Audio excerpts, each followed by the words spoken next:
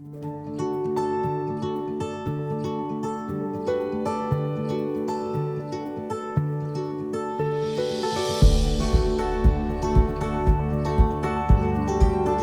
name is Katia Mesa. I'm the CHCI VP Public Policy Fellow. And I'm delighted to be with you today for the Ending Gun Violence and Keeping Latino Youth Safe at School session.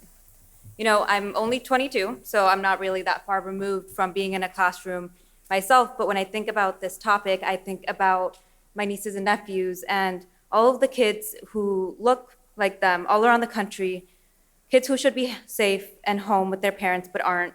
And I wonder, when will we start ensuring that the children in our communities come home safe from school? And that's why these conversations are so important, because if we don't talk about this, how can we expect to fix it? So on behalf of CHCI, I would love to thank End Citizens United, Giffords, Everytown for Gun Safety, and National Education Association for their generous support of this session. We are honored to have Representative Sheila Jackson Lee as our session chair today, and she will be joining us at some point during the session. Representative Jackson Lee represents the 18th Congressional District of Texas, centered in Houston. She sits on 3 congressional committees as senior member of the House Committee on the Judiciary, Homeland Security, and newly appointed by the leadership as a member of the crucial Budget Committee. She is currently the first female ranking member of the Judiciary Subcommittee for Crime, Terrorism, Homeland Security, and Investigations. It is now my pleasure to introduce welcoming remarks from Adam Smith. Adam is the Action Fund Director at End Citizens United. Previously, he served as Communications Director at Every Voice, where he ran the organization's political accountability program and oversaw the press and digital teams. For more than a decade, Adam has managed or advised communication campaigns on money and politics issues for policy, ballot, and electoral campaigns at the local, state, and federal levels. So let's go ahead and welcome Adam Smith.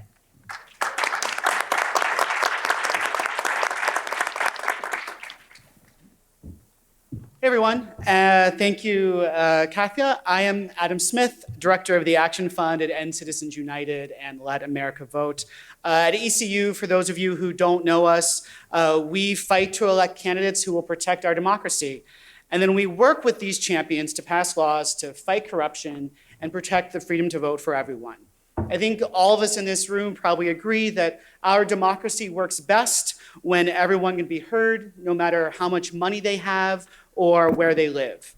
By ending the dominance of big money in politics and protecting voting rights for all, our elected officials will be able to make progress on so many issues important to all of us, including addressing gun violence.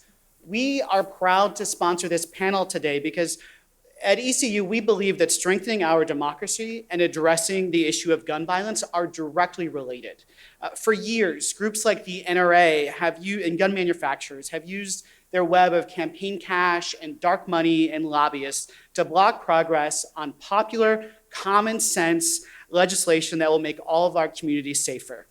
Fortunately, that is starting to change and the NRA is falling apart, which is good for all of us. Just this year, with the support and activism of folks in this room, Congress passed and the president signed the Bipartisan Safer Communities Act into law. That was a big step forward, but we know there's more to do in Congress, in state houses, and in communities around the country. I'm really looking forward to this discussion today, and I can say on behalf of ECU, we look forward to working alongside all of you as we continue to make progress on this important issue. Thank you.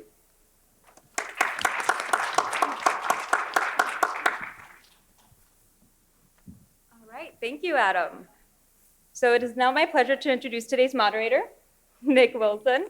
Nick is the Senior Director for Gun Violence Prevention at American Progress, where he leads the organization's effort to reduce gun violence and shrink the footprint of the criminal justice system while improving public health and safety. Before joining American Progress, he was the Associate Director of Policy, Planning, and Coordination at the Baltimore City Mayor's Office of Neighborhood Safety and Engagement. In addition to researching gun violence at nonprofits in Los Angeles and New York, He was the executive director of States United to Prevent Gun Violence and the Maine Gun Safety Coalition. Welcome, Nick. Thank you so much. Good afternoon, everyone. My name is Nick Wilson, and I'm pleased to be here with you today.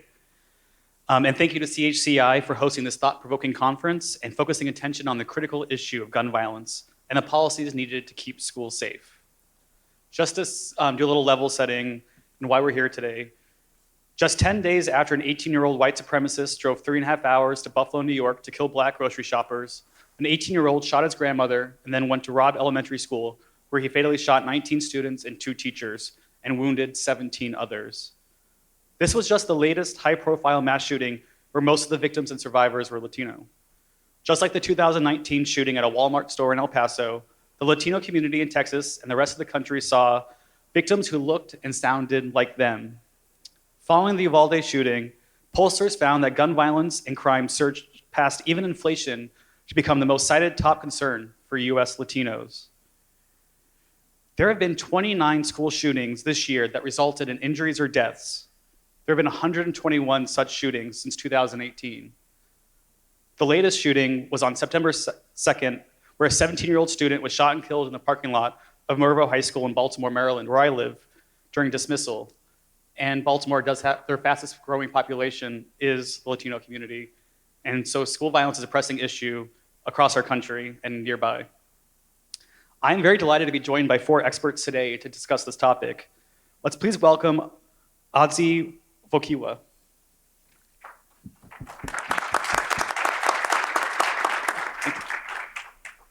Adzi is the Federal Affairs Director at Giffords. In this role, she manages and executes the organization's federal legislative strategy and works with members of Congress and their staff to advance gun safety legislation.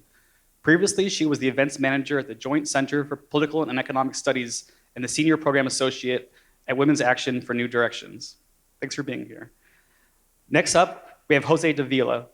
Jose is the Deputy Director of State Government Affairs at Everytown for Gun Safety.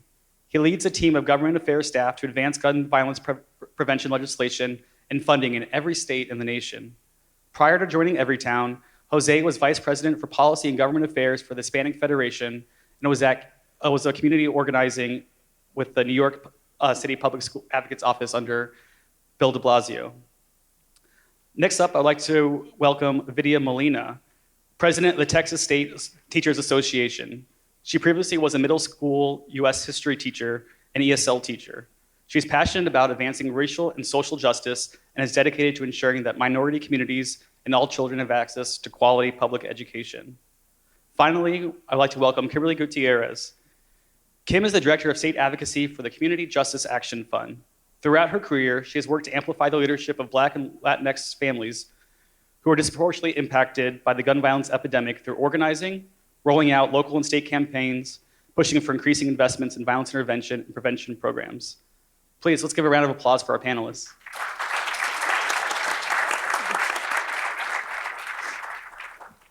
Before I start with my first question, I just want to remind participants that feel free to tweet your comments about the session at hashtag CHCIHHM22. So the first question is, when people think of both school shootings and violence against the Latino community, Uvalde is still very fresh in our minds. What have we learned from what happened in Uvalde, and how can we apply these lessons to future efforts to protect kids at school? A video, I'd like to start with you. What are your thoughts? Thank you. Thank you for having me here and for bringing up what Texas is going through. And first, I want to say that Texans were really proud, not of everything, but it saddens us to know that when people talk about Texas, Uvalde is one of the first things we talk about. The town of Uvalde is the honey capital of Texas. And right after the massacre, there was an educator that said that now they're not going to be known as the honey capital. They're going to be known as the site of this horrific event. Their town is always going to carry this with them.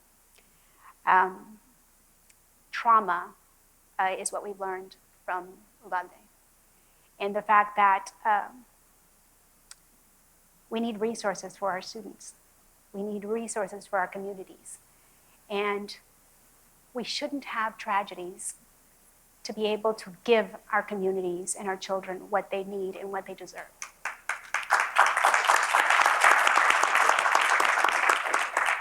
We also need to ensure that our educators are listened to.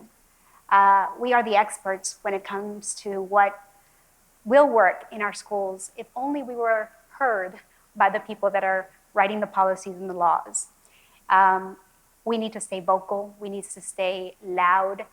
We need our communities behind us. Even if you're not in education, we need you to be voting for education. We need you to ensure that Uvalde does not become further down on the list of school shootings. We need to ensure that our mental health crisis is funded before a tragedy, not after. And I need to remind you that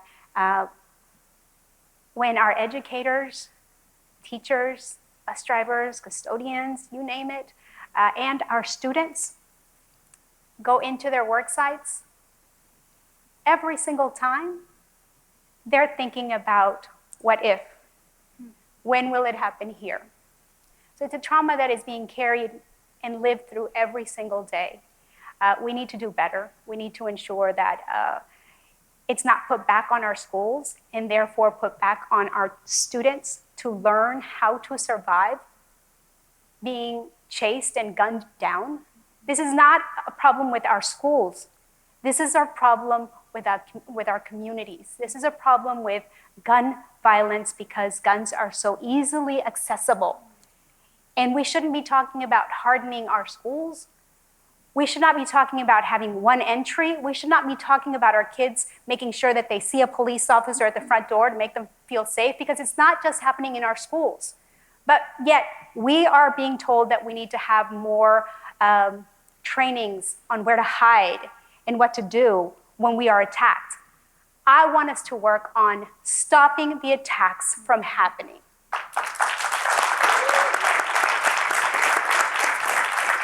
That's very powerful. Thank you very much. Kim, do you like to add to that? Yeah. I am an organizer at heart, and I was in Uvalde 2 days after the massacre. And what I saw was, and what we know as a Latino community, is everyone stepped in. Folks were on the streets doing food drives, making sure that families had enough funds to take care of themselves, checking in on each other. And it was not surprising, right, that we met the moment that way, that the community met the moment that way. But I think what we should learn is that we failed them, right? We failed them because we weren't investing in prevention and intervention. And our elected officials, especially in Texas, were not looking at prevention and intervention to have prevented something like that from happening in our communities. And so I encourage you all to take it upon yourselves to own that failure. What does that mean for how we're pushing our elected officials to do better by our children, by our families, by ourselves? So it's deeply personal to me, but I mean, I can feel it in this room, right? We still carry it in our hearts. And I think that in the way that we saw survivors and victims, still to this day, they went to the Capitol, they used their voices, and they advocated for the Bipartisan Safer Communities Act, which was legislation that passed, but it was 30 years in the making. And that 21 lives too late. 21 lives plus all of the daily violence that Black and Latino communities see and suffer from on a daily basis. So I know that survivors that are closest to the pain have the power and are continuing to advocate for this legislation, but we need to hold that anger and that fire and that hurt and turn it into power.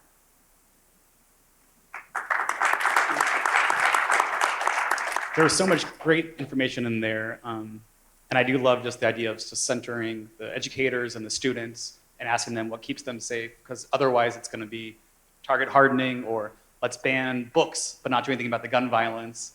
And so I think that's very important, and appreciate both of your advocacy and perspectives. Kim, I want to stay on you for a second. So before joining CAP, I worked with the mayor of Baltimore, and Mayor Scott was very committed to talking about addressing violence as a public health issue, and asked every agency director to be involved in the fight against gun violence. But what this really meant in practice is a lot of agency heads were Googling what is a public health approach to violence. They get the CDC website, and the CDC would kind of explain it's pretty standard kind of scientific method, but not a lot of nuance there. And so Criminal Justice Action Fund has been on the forefront of making sure that we invest in prevention and do a public health approach. Can you share with us what a public health approach to gun violence really means and how it might apply to schools?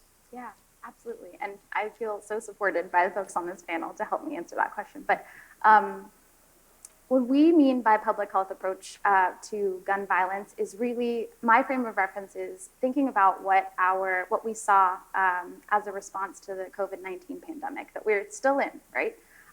They immediately convened experts in the room, addressed the risk factors, the root causes of the pandemic, and focused in on prevention and intervention. What did we see, right? Mask up, stay, quarantine. And so in the same way that we're seeing Black and Latinx communities disproportionately die from gun violence and disproportionately die from COVID-19, it's taking that approach and not going in feeling like this is so overwhelming, we don't know what to do. We know exactly what to do. We know that we need to address access to guns. We know that prevention and intervention programs work and are often led by survivors that are Black and Latinx. They know the solutions. They are intervening in street violence, street intervention programs. They're leading hospital-based violence intervention programs. And so we just need to ensure that funding for those programs is never on the chopping block, right? That those programs are sustained for as long as our communities need them. Great, thank you so much. So people look to our government to help keep them safe. Whether it's the local, state, or federal government, there's an expectation that moves are being made in the right direction. What have federal, state, and local governments done to keep students safe, and what more can they do to keep students safe at school? And Odzi, I have the pleasure of being on some White House calls and kind of coordinating federal calls, so you're really in the thick of it, of what's happening at the federal level. Could you share what you've seen at the federal level, and if you want to mention state or local as well? Sure, I think I'll just keep it to federal. There are folks who are much more tuned into what's happening state and local. Well, first of all, I just want to say it's really a pleasure to be here this afternoon. This issue is very personal for me. Both my sister and her husband are high school teachers, and it was really emotional just talking to her in the days after the Uvalde shooting. As a teacher, going back into the classroom, having to talk to her students who were processing the collective grief that we're all feeling. So it's really great to see such wonderful turnout and interest in this issue. But going back to the federal government, Nick, you said something that was really key earlier, which is that there's often been this focus around hardening schools, and that's really the wrong approach. I think we saw things start to shift after the Parkland shooting in 2018. Congress passed the Stop School Violence Act, and that was a bill that was really focused on threat assessment, on giving teachers and students tools to recognize and help prevent violence, and also to implement things like anonymous reporting and hotlines in cases of where people were concerned about impending violence. So that was an extremely modest first step, but a step in the right direction. I think the biggest progress we've all seen is the passage of the bipartisan Safer Communities Act. And it started to address some of the issues that we have around access to guns. So improving background checks is a big piece of the bill, specifically for people under the age of 21. Too often we've seen with mass shootings and with school shootings that they are perpetrated by people who are under 21. So doing more to keep young people who may have dangerous intentions from getting a weapon in the first place is a key preventative measure. And one of the biggest pieces that, of course, relates to what we're talking about today is making available more funding for community violence intervention. And I know that some of my colleagues here can really speak to the effectiveness of those strategies, but a key role that the government can play is just making sure that they have the money to do the work that we know saves lives. So in the Bipartisan Safer Communities Act, there is $250 million to help fund community violence intervention programs over the next 5 years. We know when these programs have the money, they can be effective, but without, frankly, the depth of resources that the federal government has and that consistent funding, then organizers like him can't do the work that they need to do. And the bill also made available over $2 billion through the Department of Education for a wide range of preventative and intervention strategies, things like hiring mental health specialists that can be in schools to support students who are dealing with trauma or just dealing with the challenges of living in an under-resourced community. To implement after-school programs, youth training, job training, and provide alternatives to violence. And one really critical thing that the bill also does is to prohibit federal funding from arming teachers. We've heard that's a terrible idea, and just having that put into writing that that's something that we can't do, because unfortunately, as we all saw with Uvalde, an armed response isn't necessarily the solution. We really need to focus on preventing these tragedies from happening in the first place. Thank you so much. Jose, I want to turn to you. I know that you and your colleagues have been very involved from the passage of the Bipartisan Safer Community Act, as well as in state legislators around the country. So the question to you, what has been done to keep students safe? What more can be done? Sure. I think at every time we look at this, first off, acknowledging that everyone in this room has a right to be worried about having their kids go to schools, working in schools, having family who are in school environments. It's real. We actually did a report recently with our friends at the NEA and AFT that looked at the fact that, trying to answer the question, is it getting worse? It feels like it's getting worse watching all the news and seeing all the tragedies. And in fact, it is. It's quadrupling in just the last few years, the last 9 months, quadruple the rate of normal school shootings, which in itself, before this last year, was terrible. And the fact that it is getting worse is scary. While I also want to lift up the points that were made around the fact that, while it's scary enough that we're having shootings at schools, children are more likely to experience gun violence in their neighborhoods and local communities. And so we need to lift up, of course, community violence intervention funding and these programs, and are happy to be partners with community justice and other groups in the room, and across the country doing this work, and Gifford as well. The report, I do want to outline a couple of key findings. On top of the fact that shootings are up fourfold, it showed that 3 out of 4 young people who are school shooters got the gun from either home or from a family member's home. 3 out of 4 had a connection to the school, and about 100% showed behavioral warning signs that could have, alerted us to acting sooner. Also want to lift up that students of color are more likely to be impacted by school shootings and school violence. And so in that regard, we have set out with our partners at the NEA AFT to put out some solutions that states and the federal government could enact. Considering the point that guns are coming from the home, one obvious solution is secure firearm storage in the home, locking up guns.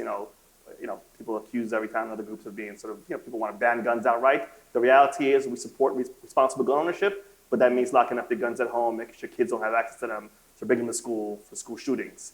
I think secondly, to the point around warning signs, having red flag or extreme risk protection order laws on the state level are really key. There were a bunch of states, both red and blue, that passed these laws after the Parkland, Florida shooting, and we're hopeful that more states will both pass these laws and utilize their federal funding under the new law to enact laws to basically ensure that if someone shows warning signs, a family member or law enforcement can petition a court to remove firearms from the home for up to a year. And that's been a proven solution, and hopefully one that states will continue to pursue. We also support, and the report calls for raising the age for access to and be able to purchase or possess firearms for anyone under 21. Young people or shooters, people who are 18 to 20 are 3 times more likely to commit homicides with firearms than folks who are 21 or older. So the data is there to show that young folks should not have access to firearms in that regard, and certainly shouldn't be able to buy them. And of course, having background checks that are now strengthened by the federal law, but having background checks at the federal and state level will ensure young folks aren't going to gun stores or particularly buying guns from folks in an unauthorized fashion. So there are solutions out there, and the last thing I'll say is this is a uniquely American problem. We do not have to live like this. Other countries, have firearms in some ways, but we have so many firearms and so many weak gun laws. The reality is our children are being slaughtered, and the staff are being slaughtered over the course year in and year out, and we can do more, and we should do more. Wow, there's a lot in there, and we're keeping very busy. I just want to kind of flag that every town has already released some guidance. I know the NEA is working on some. Center for American Progress, we're working on some guidance on how best to utilize the massive amounts of funding that's finally available through the Bipartisan Safer Community Act, and it's up to kind of local leaders and state leaders to make sure that money is well implemented and well spent, and spent on things that we know that work, as opposed to things that don't. And so, if anyone is interested in implementation, feel free to reach out to the panelists. A lot of expertise going on for the first major bill in 30 years. And thank you for flagging the safe storage. There was a federal bill for Ethan's Law. The House passed the assault weapon ban for the first time, which is since it expired, and that's a big deal. And so there's a lot happening, and thanks to all the work of students, teachers, advocates, and voters. So one thing that has come up a couple times is community-based violence intervention programs. These are increasingly being seen as a necessary component to any city's violence reduction strategy. I would love to hear some success stories of community-based violence intervention programs, especially if there's any that are tailored towards Latino youth. Kim, I'll start with you. Yeah, so we know that community violence intervention programs statistically reduce, in cities and states that invest in them adequately, are proved to reduce about 60% of the gun violence. I mean, every time I say that and hear that, it seems like a no-brainer, right? But where I have seen, programs work on the ground in being led by communities that are often impacted, a program that I would like to lift up is the work of Youth Alive in Oakland, California, where again, gun violence in Black and Latinx communities is high. But what this program does is they do a little bit of everything, right? Hospital-based violence intervention programs, street intervention programs, but they're aimed at youth, which is when we look at the stats, Latino and Latinas are from the age of 15 to 34 years old at higher risk of gun violence. And so this program works specifically with that age group and provides resources and mentorships that are spearheaded by survivors. So I think we talk about, and I've heard in this conference, the importance of representation, but it is life-saving work when you are being met by someone and mentored by someone that is potentially, saving your life from being involved in all of the violence in our communities, right? And so, as one example that has worked is the work of Youth Alive. Another one, I can go on forever, but there's a small violence prevention organization called Big Mama Safe House in San Antonio, Texas. And what they do is provide wraparound services. So they provide housing, they provide peacemaker trainings, they provide mentorship opportunities for, again, that specific area of, or that specific age range of Black and Latino youth. And these are again, folks are doing the good work, but they don't have enough resources, enough funding, enough folks talking about the good work that they do. And so we've seen major strides at the federal level, which is great. It's historic, but we need to create that and make sure that our local elected officials, our state elected officials are also championing prevention and intervention.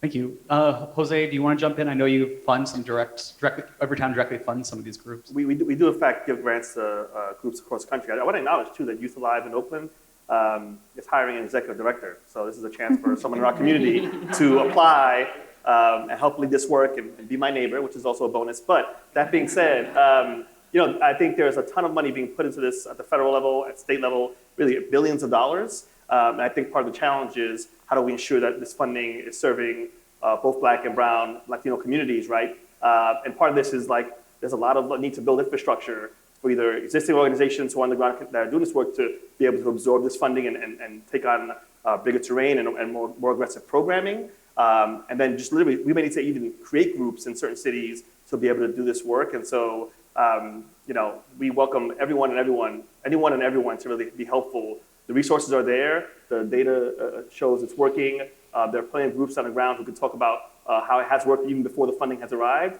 And so I just want to lift up what Community Justice has done. Certainly, we've done some work in this space and have given grants directly as well. They're proven to work, and they're a lot better alternative than policing our way or arming teachers out of our way to get schools to be safe. Thank you so much. Yeah, I've seen CJF and Kimberly's work just in Maryland trying to bring together all these disparate advocates that are interested in public health, and it's really, when they all work together, millions of dollars are able to happen because we know it works, but we just need that kind of collaboration, that advocacy.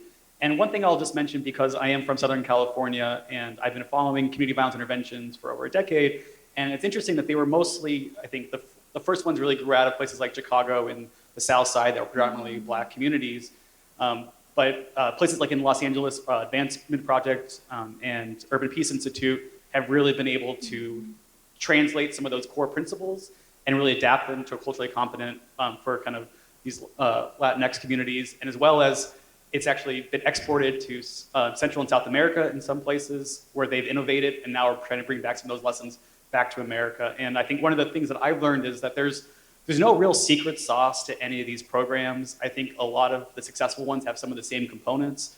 It's relentless outreach to kind of communicate and find these individuals, and then case management, cognitive behavioral therapy, helping with the small things like IDs and housing to make sure that they can kind of feel safe. And what's important here is maybe adapting it to kind of Latino community is maybe I've seen a lot of success with multi-generational approach and how family is so important in this community. And instead of just engaging the individual out in the streets, you need to engage the community, engage the family, and find those credible messengers that can help send that message that we want to keep you safe and alive and thriving. And so thank you for your examples in those. Sorry, can I add one more thing?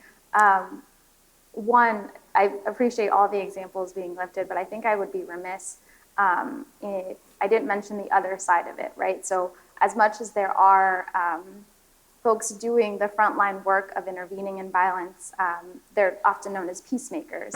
We also need to make sure that these folks are adequately compensated. A lot of the times, I mean, it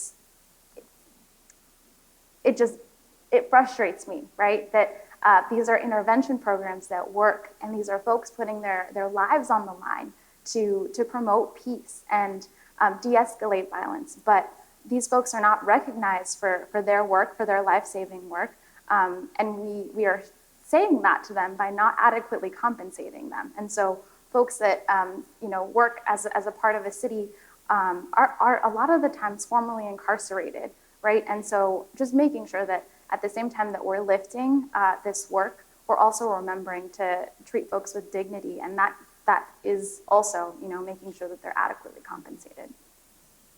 That's very important, especially during the COVID pandemic when they were playing double duty as credible messengers and going into communities that even law enforcement wouldn't feel comfortable going in alone, and we're asking them to do so much with so little.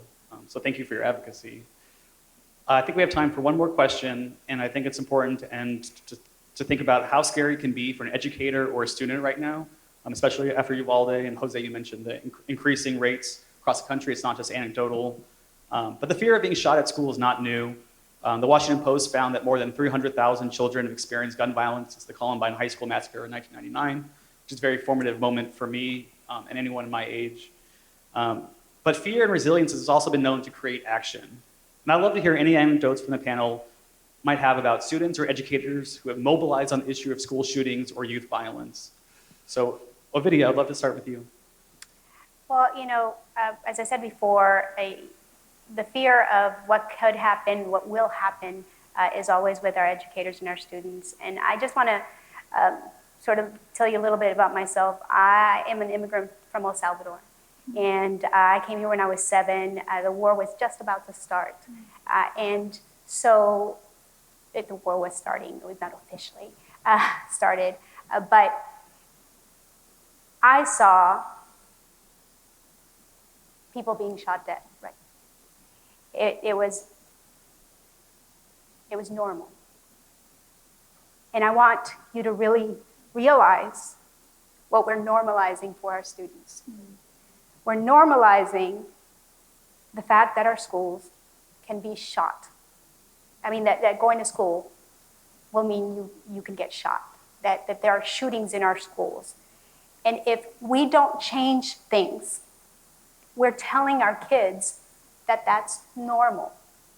If something doesn't happen after 19 children and 2 teachers were killed, and we talked about it and talked about it and talked about it, and we've been talking about it since previous shootings.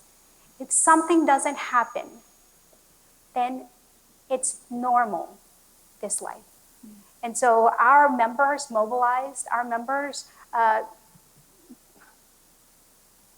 know that we have to get involved politically to make things change.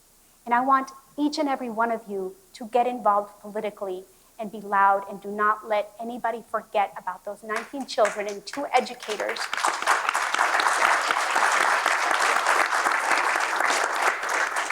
Those families can't forget. Our governor has heard from them and heard from them and heard from them. And the only answer is to harden our schools, and that should not be put back on our children to survive a tragedy. So if you would please go to nea.org/end gun violence to see what you could do. Our members have been active. Our members want to share their stories so that we do not forget, because as I said before, we don't want them to be on the list further down, because the list is already too long. And so we have to have change. We have to have a conversation about, is this who we are? Is this acceptable? And stay angry and make other people angry till there's a change and it is not normal.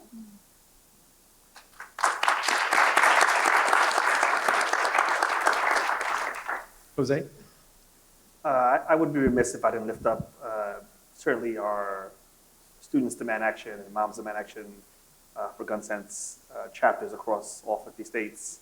Certainly on the ground in Texas, we're looking at all states in terms of working to improve state legislation and state funding around school safety in the 2023 sort of session coming up. We're certainly engaged in election work and supporting candidates who are gun sense candidates who agree with our platform and are willing to really address this issue in a meaningful way. My colleague Jose Alfaro is our director of Latinx engagement. Raise your hand, Jose. Connect with him if you want to get involved with our work. He was on the ground in the days after, and for a while, in Uvalde as well, with folks here as well, meeting with families, supporting organizing efforts, weighing in on whether we should have a special session in Texas, and also linking families with our litigation team to support litigation efforts around the shooting. And so trying to support the families in the best way we can, but we know this is a much longer fight, and we welcome your partnership moving forward. Thank you. Yeah, I was thinking, you mentioned earlier raising the age to 21 for assault weapons, and I know that was something that Everytown and March for Our Lives was also had a rally asking the governor to hold a special session for something as small as let's wait till 21 to buy a deadly weapon of war. And unfortunately, of course, it did not happen. And it just reminds me of one of the theories that we hear mentioned is that the wave of new gun laws passed at the state level after Parkland was partly because these high school students were so politically engaged, they were so angry, they were fed up, and they were demanding change. And after Sandy Hook, we didn't see that because those were elementary school students and didn't have the ability to be those advocates. And it reminds me that we shouldn't rely on students who've gone through this trauma to have to be the ones to make change, and it's up to the rest of us in the room to do that.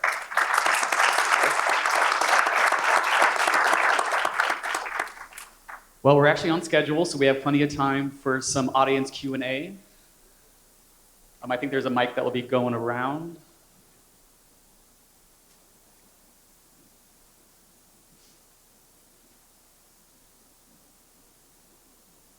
Hello.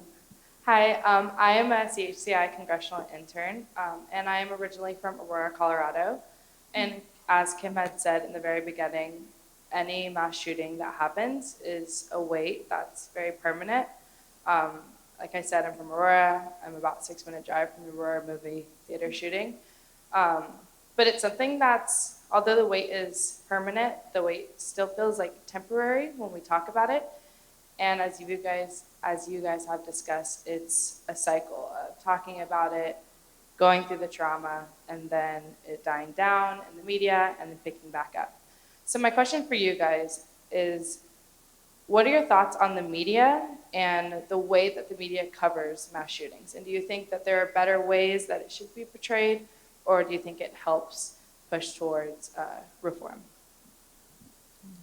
That's a great question. Who wants to take it? From our perspective, I would just say that we support efforts that didn't originate in every town, but just the whole notion of no notoriety for the shooters, not really mentioning the name over and over again, showing their face, giving them that sort of like attention they probably really desired. And so that's one way I think the media can be more responsible. I think maybe little by little has been more responsible and not sharing the name of the, and lifting up the families and the impact of folks as opposed to the shooters. I think on that note, what I saw organizing in Uvalde is sometimes it's extremely insensitive to survivors and victims.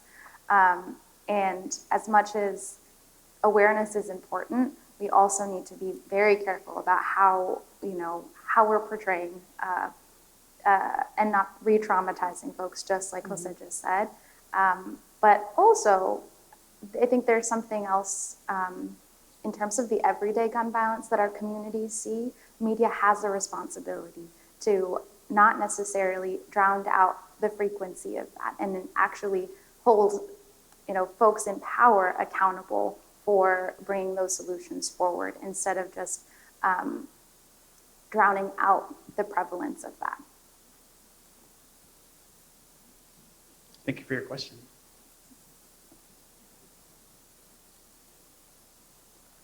Hi, good afternoon. My name is Miguel. I'm from El Paso, Texas, and I am an 8th grade teacher in Miami, Florida. So this issue is very personal to me because I was in El Paso when the mass shooting happened, and I was in the classroom when the shooting in Uvalde happened as well.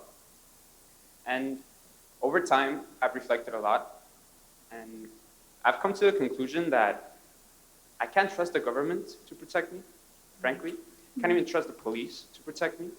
I don't know if you saw a video of the police trying to go into the Uvalde class. Children bled to death while that was going on. So I've also come to the conclusion that I trust myself to protect myself and to defend myself and to defend my students as well. So my question is, why don't you trust me to be able to defend myself? What if I got training and I was able to have a weapon in my classroom that was fully safe, that I could only use during an emergency? Why is that the wrong answer? You've dismissed that idea from the start. So could you elaborate, please? I love that question. I can start. Please, yeah. Okay. So for many of our educators, and I'm sure you would agree, we have so many different hats that we're already wearing. We have so many different duties. And we want to make sure that our students feel safe, nurtured, and secure, and also are not scared by us. I'm a middle school teacher by trade as well. And I cannot imagine having a gun, just like you feel that you would be able to handle it. I don't know how in my 8th grade class I would be able to have a gun secured enough that my kids can't get to it, in a place where I can get to it within a split second to be able to defend them. I also know that the majority of the school shooters, as was mentioned before, have some kind of connection to the school. And so it could be one of my kids. I don't know that I can shoot one of my kids. I don't know that I can do that in a split second, defending myself, defending my kids here, trying to shoot somebody that I have a connection to and not end up killing somebody else, hurting somebody else. And I don't want my students to expect me to defend them and have that idea that they have to have somebody to defend them when they come to school. I want that completely gone. I want the problem solved before it gets there.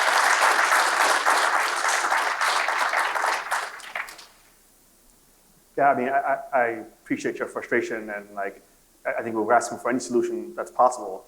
From our research, it shows that there is no data that backs up that Army teachers actually works, and you're more likely to shoot someone, an innocent bystander, a student or a parent or law enforcement. We are looking at solutions that are proven based on research, whether it's locking up guns in the home and red flag laws. So that's kind of how I think we approach it. Yeah, it's not the most satisfying answer, I think. I do want to acknowledge that, like, everyone's trying to figure out what to do here. And I guess the big reality is, if more guns made us safer, the way we look at it, we'd be the safest country in the world. We have the most guns per capita. It's just not the case. We're not going to shoot our way out of this. And so I'm hopeful that everyone will marshal the energy to look for other solutions. And I think I want to lift up the story and the voice of a survivor that I was working with in Uvalde. Her name is Jasmine Casares, and she lost her sister Jackie. And a week after that massacre, the family is still grieving. Jackie wrote, or I helped her, with her testimony in front of the Homeland Security Committee in Texas. And what Jasmine was asking for, which was remarkable, right, that she could put into words, was raising the age, right? She came from a gun-owning family, and I, learned enough that Uvalde, like a lot of the folks, own guns, and that's normal. And coming from that background, she was asking, for the age to be raised. She wasn't saying, I need my teachers armed. And she would have been well within her right if she believed that was going to keep her safe. But she wasn't asking for that. And so when we think about centering survivors and survivors knowing what our community needs, it's remarkable. One, I want to lift her testimony here because she stays organizing, she's doing the work and holding legislators accountable in Texas. But I think, if she were here, she would be raising that as well. Thank you. With such easy access to guns, there really are no easy answers, and I really appreciate your perspective. And it's a tough job we're asking. And for me, as someone who was raised, teaching gun safety and running rifle ranges, I was really surprised when I saw the research that said it didn't make you feel safer. And it really made me focus on the things that we have to do, which is, one, we need to make sure that police are transparent and held accountable for when they don't keep us safe. And that Uvalde is an example of how there is a lack of transparency and accountability, and we need to put pressure on there, as well as pressure on our elected officials to strengthen the gun laws so that way the guns don't get into our schools. Because although, as I said, there's a lot of increasing school safety and school shootings, schools are still one of the safest places for children because we keep guns out of there. And we need to continue to do that and do a better job of that.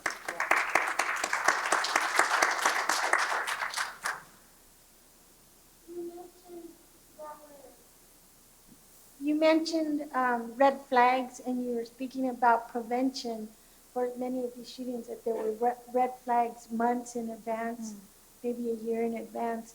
And I'd like to know if any of you can speak to whether there are dollars coming down the pike as well to help with that side of the prevention, to help with the mental health. There are so many kids right now suffering from the COVID, the impact of COVID and the pandemic, that are depressed and have anxiety, and so they're coming up the pike. And I'm just wondering about dollars and assistance for the mental health side of those who are perpetrating these horrible crimes. Anzi, do you want to go into a little bit more detail on some of the funding? Sure. Well, let me start by addressing extreme risk laws or red flag laws. So in the Bipartisan Safer Communities Act, there is $750 million to help states implement these laws and to pass these laws.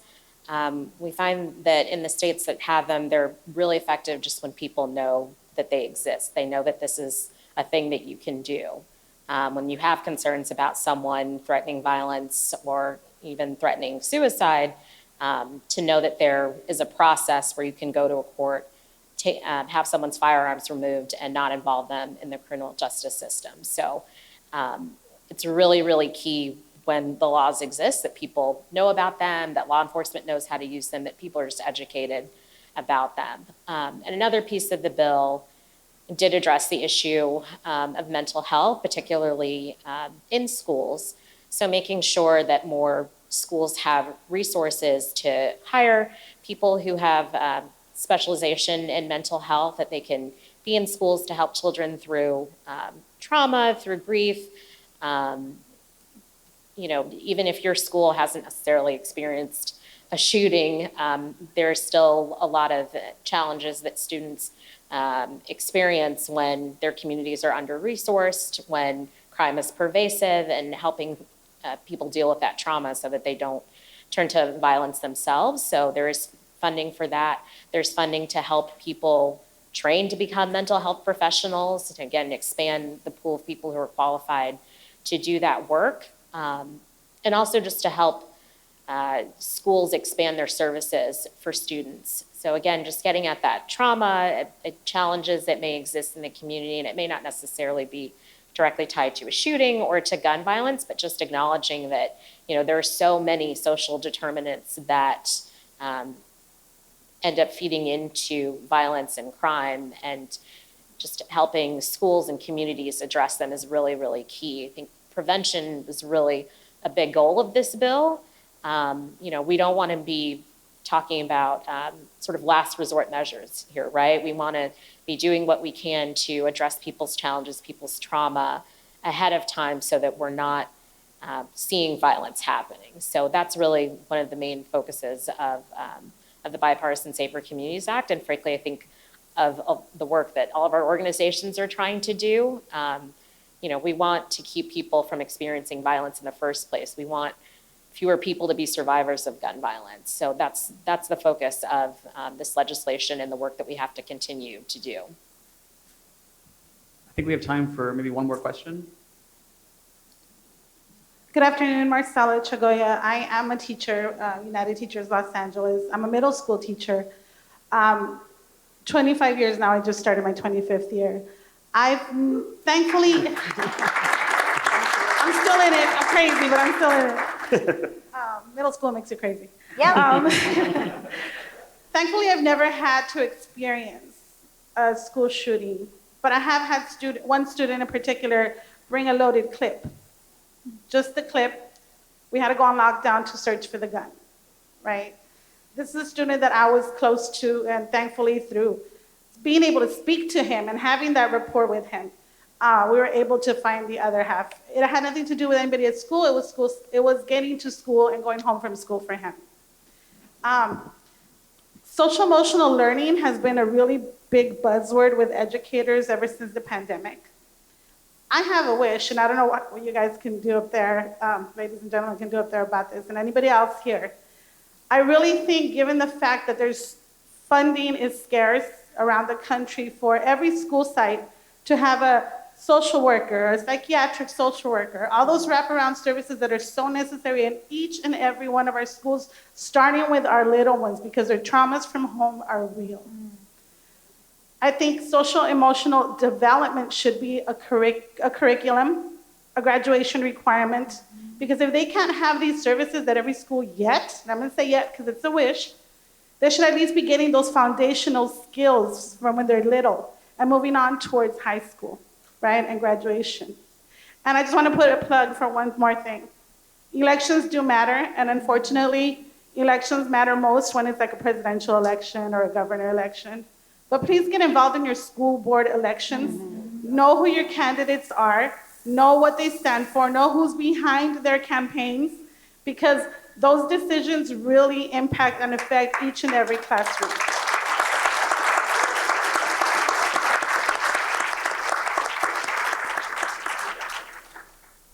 And I always feel like that's a good place to end, but I actually want to give a chance to the panel to respond.